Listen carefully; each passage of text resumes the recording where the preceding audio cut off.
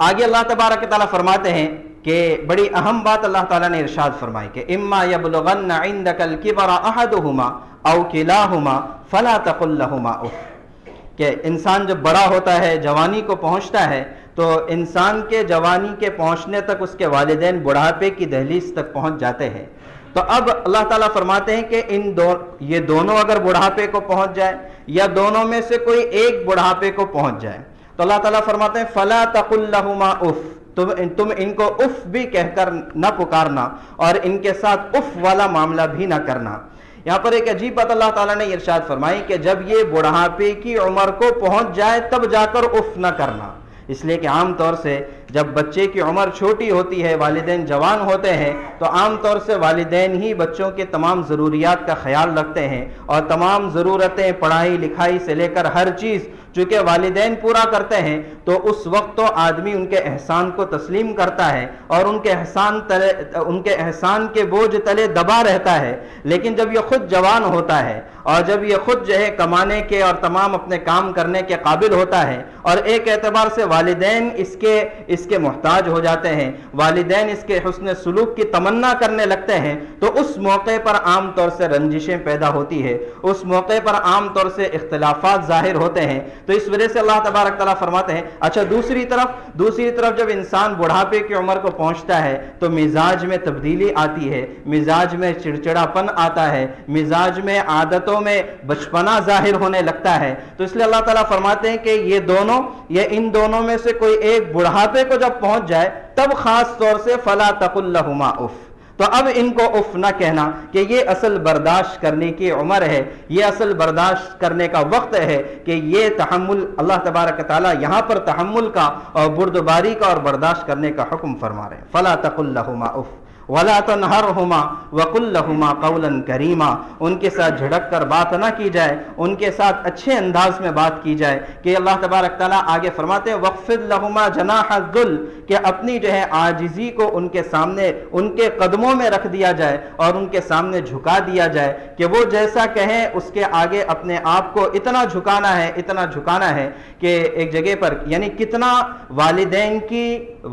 की सख्तियों को या वालिदैन की नाखुशगवारियों को कितना बर्दाश्त किया जाए। अल्लाह ताला सूरह लुक़मान में फरमाते हैं व इन जाहदाका अला अन तुश्रिक बी मा लैसा लक बिही इल्म फला तुतिअहुमा व साहिबहुमा फिद दुनिया मारूफा,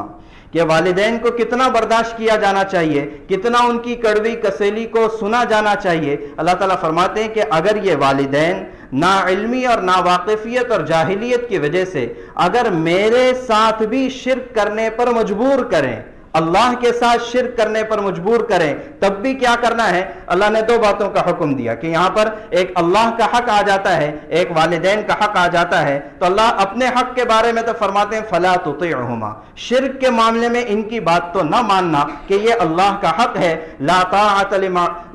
ताअत लिमखलूकिन फी मासियतिल खालिक, के जो है खालिक की नाफरमानी में किसी मखलूक की बात को नहीं माना जाएगा। तो इस वजह से अगर वो शिर्क करने पर मजबूर कर दें तब तो इनकी बात नहीं मानना है, लेकिन इसके बावजूद करना क्या है, वह साहिबहुमा फिद दुनिया मारूफा, कि दुनिया में फिर भी उनके साथ एहसान का मामला करना है। कि वो शिर्क करने पर मजबूर कर रहे हैं, सबसे बड़े गुनाह पर मजबूर कर रहे हैं, तो अल्लाह ताला कह रहे हैं गुनाह तो मत करना लेकिन उनके साथ हुस्न सुलूक जारी रखना, कि शिर्क तो ना करना लेकिन हुस्न सुलूक जरूर करते रहना, कि यहां तक वालिदैन को बर्दाश्त किया जा सकता है और यहां तक इनकी नागवारियों को जो है झेला जा सकता है। ये अल्लाह तबारक तआला अपने पाक कलाम में इंसानों को और ख़ास तौर से मुसलमानों को इस बात का हुक्म दे रहे हैं। तो इससे हम अंदाज़ा करें कि वालिदैन का क्या मकाम है और उसके साथ साथ हम अपना जायज़ा भी ले लें कि हमारा अपने वालिदैन के साथ क्या सुलूक है और क्या बर्ताव है और उनके साथ हमारा क्या मामला है। अच्छा, फिर वालिदैन के साथ हुस्न सुलूक के बारे में इतने फ़ज़ाइल आए हैं कि उनको गिनाना भी मुश्किल है। अल्लाह के नबी सल्लल्लाहु अलैहि वसल्लम ने एक जगह पर फरमाया कि मन अरादा अन युमिद्दल्लाहु उम्रहु व यरज़ुक़हु,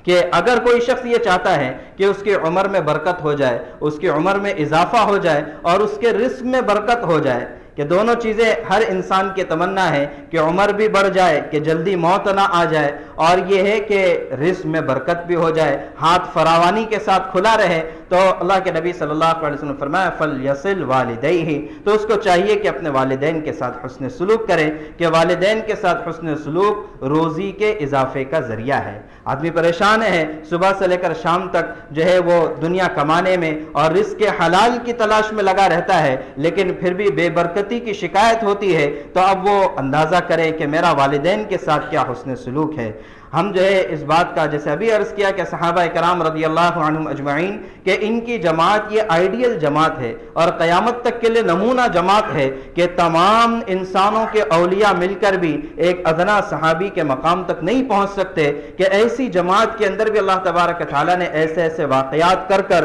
क़यामत तक के लिए नमूने के तौर पर बतला दिए कि एक सहाबी रज़ियल्लाहु अन्हु के इंतकाल का वक्त करीब आ रहा है और सहाबी रसूल हैं, लेकिन इनसे कलमा नहीं पढ़ा जा रहा। जब अल्लाह के नबी सल्लल्लाहु अलैहि वसल्लम तक बात पहुंचाई गई तो ये बात पता चली कि इनके वालिदा इनसे नाराज है। अल्लाह के नबी सल्लल्लाहु अलैहि वसल्लम ने वालिदा को बुलाया और कहा कि क्या तू इससे नाराज है? उसने कहा बिल्कुल मैं इससे नाराज हूं। कहा कि माफ कर दे, कहा कि नहीं माफ करती। तो अल्लाह के नबी सल्लल्लाहु अलैहि वसल्लम ने हिकमत अमली के तौर पर कहा कि अच्छा ठीक है, तो फिर जो है लकड़ियां जमा की जाए, हम इसको जिंदा जला देंगे। माँ तो आखिर माँ होती है। उसने कहा कि अल्लाह के नबी ये मुझे बर्दाश्त नहीं है कि मैं अपने बेटे को जिंदा जलते हुए देखूं। कहा कि अगर तूने आज माफ नहीं किया तो कल कयामत में, कल दोज़ख की आग में इसको जलाया जाएगा, क्या तू इसको बर्दाश्त कर सकती है? वहां वालिदा राजी हो गई और यहां पर इनकी जुबान से कलमा मुबारक निकला और इनकी जान अल्लाह के सुपुर्द हो गई। तो ये सहाबा कराम के साथ वाकयात कराकर अल्लाह ताला बतलाना चाहते हैं कि कोई अपनी इनफरादी जिंदगी में चाहे कितना ही नेक हो जाए,